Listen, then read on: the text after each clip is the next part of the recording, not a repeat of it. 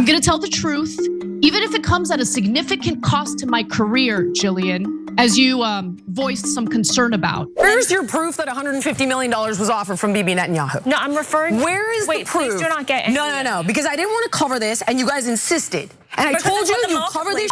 I'm gonna rip you apart. Where is the proof? We're not that saying Bibi that it Netanyahu happened. We're really offered not Charlie saying that it $150 million. This is not for me. I'm not interested in this. Okay, I love you know. guys. I'm sorry. Let's be good. Let's be good about precious Israel. Let the country committing a genocide. Yeah. Well, as you just saw from that video, Jillian Michaels, who co-hosts Her Take along with me, Amy Dangerfield, and Lindy Li, quit with her and essentially did so while we were live. Now, keep in mind, Jillian Michaels was the lead host of that show, so she abandoned it while we were airing live. And I want to explain exactly what happened from my point of view, while doubling down on what I believe about some of the rumors and some of the theories floating around about Charlie Kirk's assassination and these allegations that Israel, played a role in his assassination. Now, I want to be very clear right off the bat. I do not believe that there is any evidence drawing a direct connection between Charlie Kirk's assassination and Israel. As everyone knows, I am not someone who holds back when it comes to criticizing Israel, but I think the truth matters. And if there's no evidence, I just think it's super irresponsible to, preemptively place blame on Israel for Charlie Kirk's assassination. That's crazy. Now, that is an entirely different story from what I have talked about on this show. And that has to do with what Charlie Kirk was personally experiencing in regard to Zionist pressure in the last few months of his life. Now, when I'm referring to that Zionist pressure, I'm specifically talking about the fact that apparently behind the scenes, and Charlie Kirk himself confirmed this in a conversation with Megyn Kelly, he felt that he was being smeared as an anti-Semite, which he clearly wasn't, because of the fact that he included Dave Smith and Tucker Carlson at the America Fest, conference. And during that conference, Dave Smith, debated somebody on Israel, and I thought it was a great debate. I enjoyed it. And then Tucker Carlson, of course, gave that speech in which he, floated the idea that Jeffrey Epstein was a Mossad asset. Okay. So I think that if you're going to be part of a group of people, and as Charlie Kirk very much was, that purports to want to be inclusive of all points of view, debate all points of view, not try to censor people because of wrongthink, then yeah, you should be inclusive of voices like Tucker Carlson's. I mean, he's one of the top conservatives in this country in terms of media. And Dave Smith, who is not as big as Tucker Carlson, but he's been really making a name for himself by debating this very issue. And so I love the fact that he included those voices, but apparently some of the donors behind Turning Point USA did not feel the same. Okay, fair enough. Now, the segment that we were doing, about the conspiracies, yes, did mention the conspiracy about Israel allegedly, having something to do with Charlie Kirk's assassination. Every single person on that panel said that they do not believe it. But that was getting conflated with something else. And the conflation had to do with the pressure that Charlie Kirk was facing. So as this conversation was happening, people are speaking over each other. It's pretty chaotic. And I thought in real time, what was going on was that Jillian was under the impression that we're about to throw Israel under the bus as the assassins. And that she was conflating that with the story that I do believe has credibility, and that's that Charlie Kirk is facing pressure from, Zionist donors. Okay. But then upon reflecting on this Her Take segment, I realized that no, Jillian wanted to not deny that story as well. And I disagree with that wholeheartedly. So she wanted to basically convey that Kirk was still very much supportive of Israel, which is absolutely true. Take a look. He's saying he's being criticized for giving an audience to people like Dave Smith. He's not saying that he is changing his mind and thinks the Jews are evil. No, he wasn't changing his mind. But I want to be real clear here. No, but because I think this is dangerous, and I want to be deadly accurate if we're gonna have this conversation. So that's what he was talking about. It's about the fact that Dave Smith, he gave him an audience at Turning Point, and he was being criticized for having people who didn't agree, like Tucker, on the stage. He wasn't saying, I have changed my mind here and I'm being attacked. So basically, he's getting this pressure from donors, which led to that meeting in the Hamptons with Bill Ackman, because Bill Ackman apparently wasn't happy with it either. But you guys also have to understand that there is a trend now with young conservatives who are not supportive of Israel or not as supportive as previous generations. So at this point, I'm under the assumption that we're all on the same page, because you just heard Jillian Michaels repeat what I believe, right? That Charlie Kirk was facing backlash. He didn't like the backlash. He was public about the fact he didn't like that backlash as he was speaking to Megyn Kelly on her show. Okay, fair enough. Now, at one point, the claim that pro-Israel donors had offered Kirk and Turning Point a $150 million cash infusion as a way of influencing him came up. And, Jillian thinks that the claim is spurious, and I haven't seen hard evidence. For now, there have been rumors about that, but she is right that there isn't hard evidence of it. And she was very stuck on this point. Okay, so let's take a look at that part of the conversation. Where's your proof that $150 million was offered from Bibi Netanyahu? No, I'm referring. Where is the proof? Please do not get angry. No, because I didn't want to cover this, and you guys insisted. And I told you, you cover the I'm gonna rip you apart. Where is the proof? We're not that saying Bibi that it Netanyahu happened. We're really offered not Charlie saying that it $150 million. Jillian, so we're not. So what we're reporting on is now people in the marketplace, what they're saying. This is a discussion that's happening literally everywhere. We would be remiss if we didn't cover it to debunk it. This conversation. It's over a week. It's still pretty prevalent. Is a week old. It's still going on, Jillian. Okay, well, nevertheless, where is the proof that actually happened? I just said, according to this guy's reporting, he was offered $150 million. Okay, that was also corroborated by Candace. It was corroborated by Candace, and not only that, by Nick. And also okay, because listen, I like Candace. She has people from his own team have said he has not seen her in years. And yet last year they were on tour together. Okay, no one has reported that Benjamin Netanyahu personally has offered or had offered Turning Point USA $150 million. There was reporting that pro-Zionist donors offered a cash infusion, and that Charlie Kirk rejected that, along with Benjamin Netanyahu's trip. He offered a trip for Charlie Kirk to visit Israel again. Now, we all know what those trips to Israel are all about. It's basically re-education camp. Don't you know better than that? You shouldn't be critical of, he wasn't even really all that critical of Israel, to be honest with you. He didn't want to invade Iran. I obviously agreed with him on that. But for the most part, I saw him constantly defending Israel. It has now gotten to a point where the ongoing slaughter in Gaza is too difficult to defend. So I think he was starting to find himself in a very uncomfortable position where you have the donors pressuring him to continue defending Israel at any and all costs. But you also have young conservatives who see what's going on, and they're moving further and further away from being as supportive toward Israel as conservatives traditionally have been. Okay, so at this point, honestly, I lost patience. And the reason why I lost patience is because of exactly what you heard in that video. We're having a conversation. We are discussing what various people are saying, what various reports are alleging. You have to get through the presentation of the story and what the various people are saying before we can all weigh in on what we think and what our analysis is. But we never even got there. Okay, Amy is trying to present everything. As she's trying to present everything, she keeps getting interrupted. Jillian already has in her mind what all of us think about all of these issues without ever hearing what we think about any of these issues. And when I heard her look at Lindy, who I have gotten into many arguments, heated arguments with, when she looked at Lindy and said, I told you I didn't want to talk about this, and if you did talk about it, I was going to rip you apart. That kind of threat is unacceptable. It just is. I have had all sorts of moments on that show because of the fact that I have many disagreements, the whole point of that panel is to have various perspectives represented. We get into debates all the time. There have been moments where I have felt disrespected, not by Jillian, to be fair.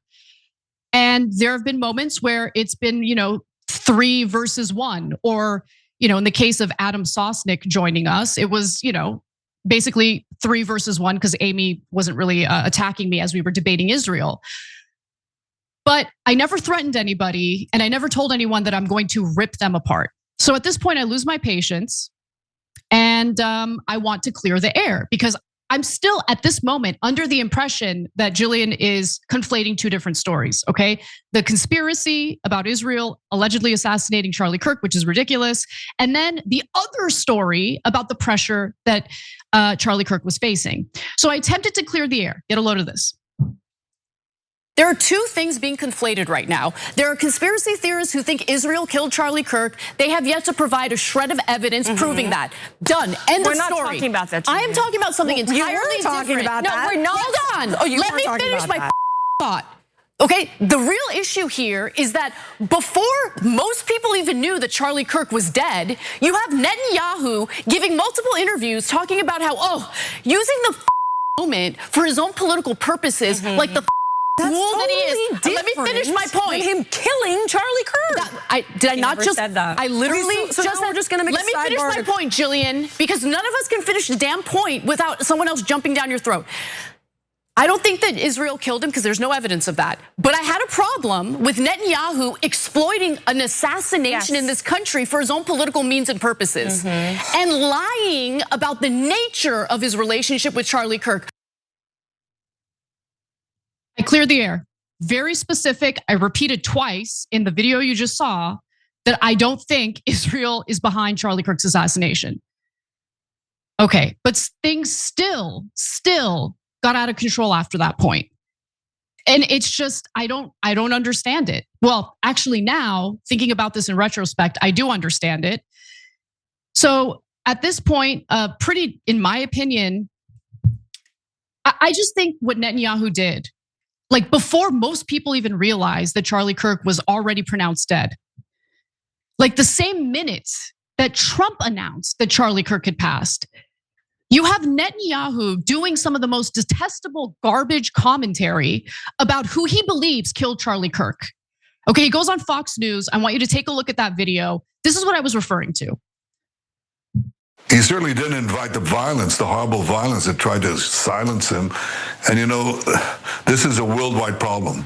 The people on the extremes, the Islamists, the radical Islamists, and their union with the ultra progressives, they often speak about human rights. They speak about free speech, but they use violence to try to take down their enemies, whether it's President Trump, who's been almost assassinated twice, or they try to kill me here too. So let me understand something.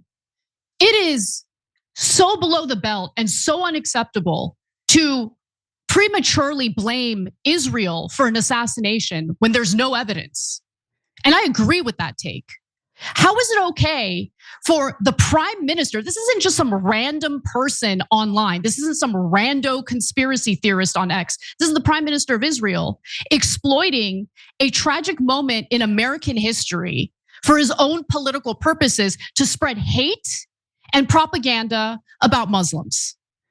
Because God forbid the leader of Israel ever miss an opportunity to exploit a tragedy in the United States for his own purposes, as he did in the aftermath of 9/11, by the way. This is who Netanyahu is. I am never, ever gonna be silenced by anyone in calling out how detestable and disgusting that was. Now, if Jillian disagrees with me on that, she could have had a conversation about it, but that's not what happened. This is what happened. Because Charlie Kirk didn't like Netanyahu, just like any warm-blooded American shouldn't. Netanyahu is a bad guy. And he wanted to make it seem like, no, we were all great, we were good, we had a great relationship. Little did we know behind the scenes, there was a lot every of pressure show toward ends up being about how do we bash Israel. This is not for me. I'm not interested in this. Okay, I love you know. guys. I'm sorry. Let's be good. I Let's have be good zero about precious interest Israel. Let the in country fucking committing a every genocide. show Yeah. this. Okay. Zero. I think you guys are great. I fundamentally disagree with you. about like every show doing this. I'm sorry. Cool. So can we continue the conversation? Yeah, let's. Okay. Then you wanted to do it anyway. Let's finish the last topic. All right. All right. Wow. Okay, guys. So again, to clarify, I don't think Israel did it. I'm sorry, it is not some angelic country, it's a foreign country, and we have the right to be as critical of a foreign country as we want. We have the right to be as critical of our own country as we want. That's my take. And upon reflecting on that moment and the fact that the actual lead host of the show quit the show live on air because she's so offended that we're critical of Israel, that was not only unprofessional, it was disrespectful to everyone that was involved in producing the show, working on the show. I traveled from Los Angeles to Florida to host the show. That was disrespectful beyond words, unprofessional beyond words, period. That was basically taking a big crap on all of us live on air because she allegedly doesn't like that we're too critical of Israel. Let me just say something. I will be as critical of Israel or any country as I want. We have a production meeting prior to every taping, every live show. She's part of those production meetings where we decide what the stories are. I take detailed notes to make sure that we're all on the same page. We all know what we're going to discuss. At no point during that production meeting did she push back on the idea of discussing this particular topic.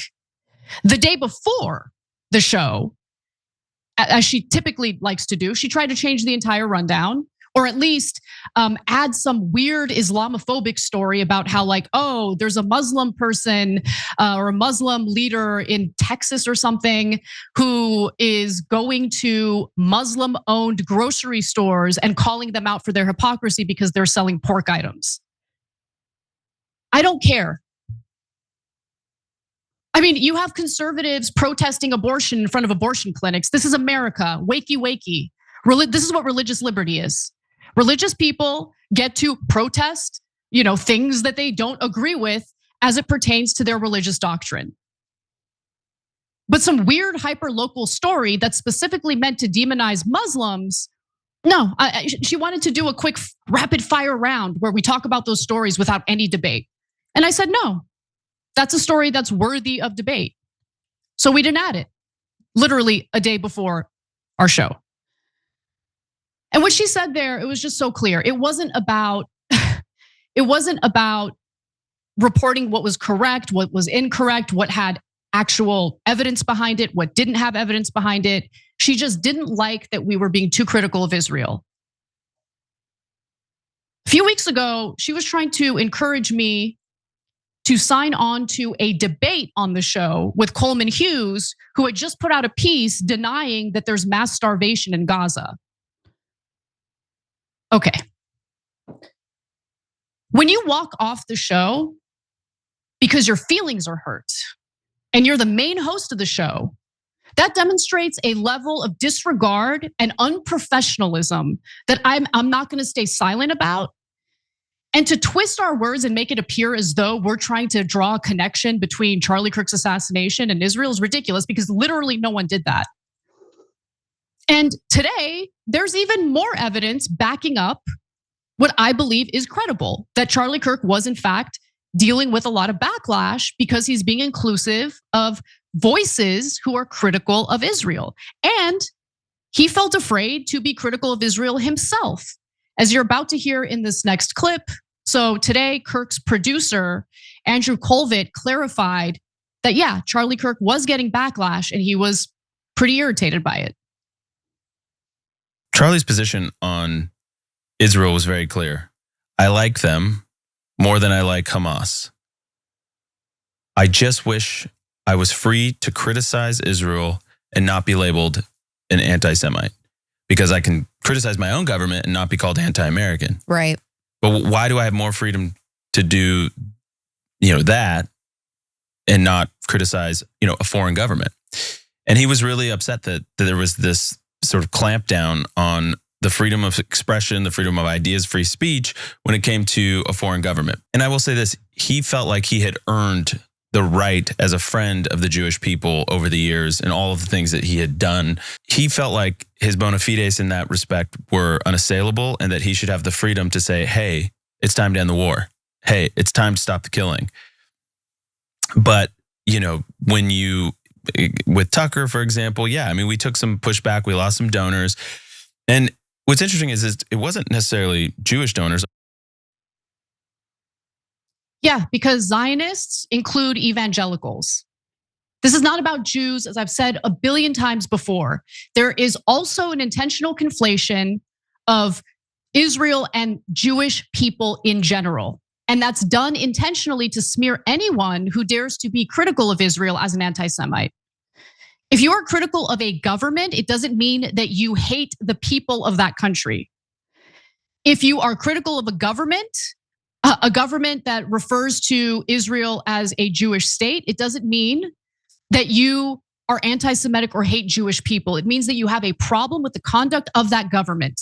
And no one's ever going to silence me about that. Ever. Period. I'm going to tell the truth, even if it comes at a significant cost to my career, Jillian, as you voiced some concern about. Finally, one more point that I want to bring up. Today it was reported that, and this is by Max Blumenthal, by the way, he's naming names. Ultra-Zionist billionaire Robert Shillman, I kid you not, that is his name, was one of Charlie Kirk's most committed donors. But as Kirk fell under attack for his increasingly critical Israel views during his final weeks, sources say Shillman ended funding for Turning Point USA. This is a legitimate story that has legitimate receipts. Names have been named, and it is entirely separate from conspiracy theories involving Israel allegedly assassinating Charlie Kirk, which again is spurious and does not have any evidence to back it up. So if anyone dares to say that I believe in that conspiracy theory, if anyone dares to smear me, I want to be very clear right now in stating what I actually believe. And I don't want anyone to fall for what I believe is an intentional conflation of a ridiculous conspiracy theory with something that actually has some credibility behind it. That's it. Every time you ring the bell below, an angel gets his wings. Totally not true, but it does keep you updated on our live shows.